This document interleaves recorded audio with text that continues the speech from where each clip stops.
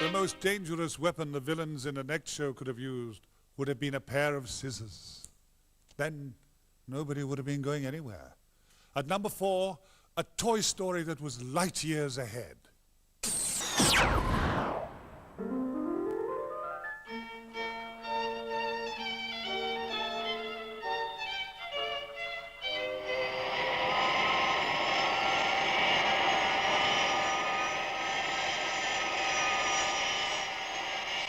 Preserve us.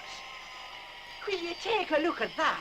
Thunderbirds were purely a good guy organisation. Yeah, if something was wrong, they would go and help people out.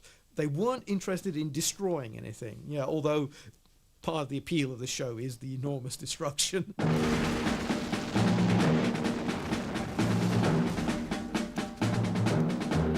The way it was done, you actually felt we need a wide screen for this because everything was bigger.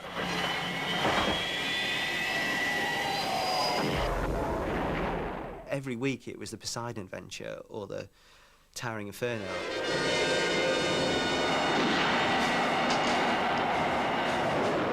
It was brave, gripping stuff. 5, 4, 3, 2, 1. Thunderbirds are go. Born in 1965, Puppet Spectacular Thunderbirds was the brainchild of husband and wife team Jerry and Sylvia Anderson. Cigar-chomping impresario Lou Grade stumped up 38 grand an episode for the biggest British TV show ever at that point. All the effects in it, all the set pieces were going to be large. If you were going to have a water explosion, it was going to be a big water explosion. Absolutely wonderful. The ideas were written on such a large scale. Fireflash, overshoot, overshoot. Well, the whole idea of Thunderbirds was to have the very latest rescue equipment in a central base, which was in the Pacific. They had a satellite which enabled them to find distress calls, relaying these to the island, sending off the Thunderbird machines and rescuing people.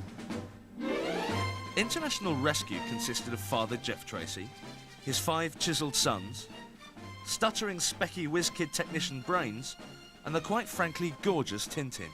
Tracy Island was this marvellous clubhouse full of wonderful toys. Yeah, and you always see them sitting around the swimming pool having a good time or playing the piano or whatever before, trundling into action. The water's lovely, Virgil. Why don't you join us? Yeah, come on. Later, maybe. I'm going to play tennis with Dad as soon as Alan and Scott have taken off. But as far as international rescues went, it wasn't just the Yanks who were able to pull one off. Okay, Alan, time to relieve John in the space station. In times of real trouble, Jeff Tracy called on 2 plucky Brits. International Rescue, Lady Penelope speaking. This is a hot one, Penny. Foreign agents are fleeing Britain. They must be stopped, and you've only got a couple of hours. I thought, this is a British show. We really ought to have a British contingent. Now, a young, beautiful society lady who spoke terribly posh-like, with a flashy Rolls Royce, together with this ex-safe cracker of a Cockney chauffeur, would be the sort of thing that the Americans would laugh like drains over.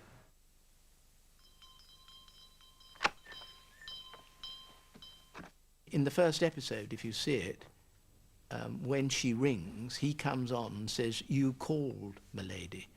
And it's basic, and then later on we changed it to "You rag, m'lady," with that little subtle pause after "you rag," and it made it so much better than "called." You rang, m'lady? Parker, Noel Gallagher's dad, isn't he? The bloke with the one eyebrow who used to drive Lady Penelope around. What a character. Too true. But did Parker's pop star good looks ring posh puppet Penelope's bell? Bingo! Some people have said that perhaps he liked a bit of rough now and again. I wouldn't know. Whatever his inert libido may have wanted, I know he couldn't take any diabolical liberties in that direction. Oh, yes. when Cook sees me in this gear, she'll be like putty in me hands. With its subtle blend of comedy and high action, Thunderbirds took off, both here and stateside USA, spawning 2 feature films and an amusing stage production. The show had a new, mature audience, kind of. Like this smart-ass bunch from the Oxford Thunderbird Appreciation Society. I mean, I remember sitting down with my father, and he was an avid Thunderbirds fan. And he used to get really involved and start shouting, "Come on, International Rescue," as everyone does when they sit down and watch Thunderbirds. Although they were puppets, when the people associated the voices with the puppets, a sense of reality came to Thunderbirds. And I think most people who love Thunderbirds don't think of Thunderbirds as puppets. They're real people. But for years, Jerry was a reluctant master of puppets, only recently accepting his place in TV history. I think I'd be a bit churlish now, with the success of all these programs, to say I don't want to have anything to do with them. Indeed. To this day, Jerry continues to make a pretty penny out of his little wooden friends. 38,000. Thunderbirds delivered then and still deliver. I mean, they can still be watched without apology, and they don't look dated in a way that a lot of science fiction does. Boys, I think we're in business.